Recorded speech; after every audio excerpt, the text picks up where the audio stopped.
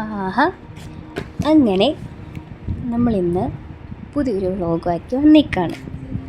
അപ്പോൾ നമ്മളിന്ന് പോകാൻ പോകുന്നത് മെദക് കത്തീഡ്രൽ ചർച്ചിലാണ്. അതായത് തെലങ്കാനയിലെ മെദക് ജില്ലയിൽ സ്ഥിതി ചെയ്യുന്ന ഇന്ത്യയിലെ ഏറ്റവും വലുതും പ്രശസ്തവുമായ ക്രിസ്ത്യൻ പള്ളികളിൽ ഒന്നാണ്.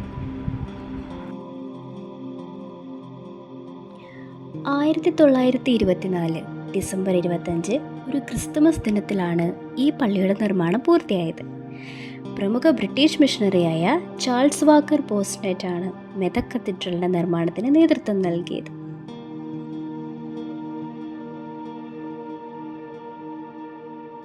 ഹൈദരാബാദ് നിസാമിൻ്റെ ഭരണകാലത്ത് തെലങ്കാനയിലെ മെദക്കിൽ കൂറ്റൻ തൂണുകളും സ്റ്റെയിൻഡ് ഗ്ലാസ് ജാലകങ്ങളുമുള്ള ഗാംഭീര്യമുള്ള കത്തീഡ്രൽ നിർമ്മിക്കാൻ അദ്ദേഹം വലിയ പങ്ക് വഹിച്ചു.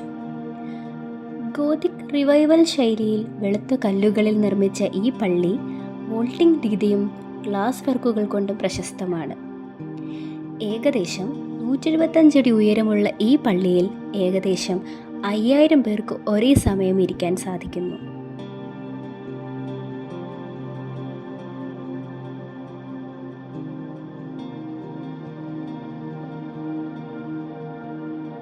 പ്രാർത്ഥനയ്ക്കും മനസ്സിന് സമാധാനത്തിനും വളരെ അനുയോജ്യമായ ശാന്തമായ അന്തരീക്ഷമാണ് ഈ പള്ളി നമുക്ക് സമ്മാനിക്കുന്നത്. സാധാരണ ദിവസങ്ങളിൽ രാവിലെ 6 മുതൽ വൈകിട്ട് 6 വരെയാണ് ഇവിടെ സന്ദർശന സമയം.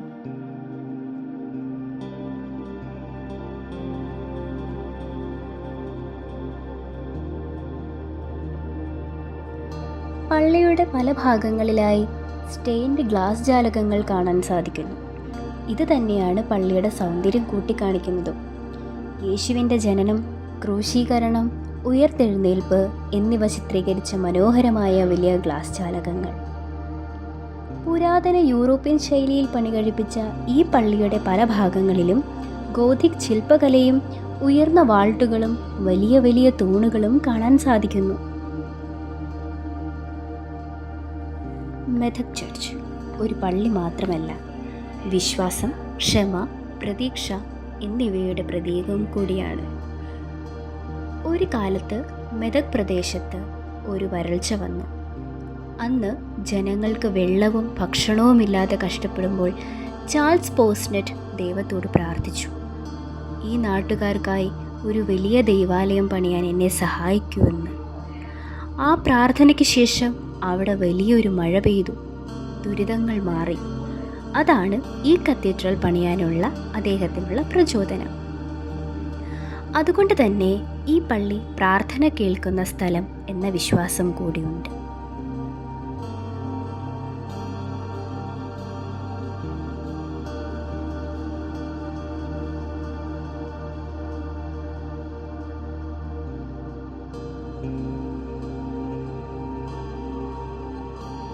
പള്ളിയിൽ കയറിയപ്പോൾ മുതൽ മനസ്സിൽ ഒന്ന് മാത്രമേ ഉണ്ടായിരുന്നുള്ളൂ, പ്രാർത്ഥന. കർത്താവേ, എൻ്റെ മനസ്സിലെ ഭാരം നീ അറിയുന്നു. എനിക്ക് ഉത്തരങ്ങൾ അറിയില്ലെങ്കിലും നിൻ്റെ കൈപിടിച്ച് നടക്കാൻ എന്നെ സഹായിക്കണമേ. എൻ്റെ ഭയം നീ മാറ്റി സമാധാനവും പ്രതീക്ഷയും എൻ്റെ ഹൃദയത്തിൽ നിറയ്ക്കണമേ. ആമീൻ. പള്ളിയിൽ നിന്നിറങ്ങി ഞങ്ങൾ നേരെ പോയത് പള്ളിയുടെ മാർക്കറ്റിലേക്കാണ്. കുറേ സാധനങ്ങളൊക്കെ മേടിച്ചു. വീണ്ടും ഞങ്ങൾ തിരിച്ചു പോകുന്നു.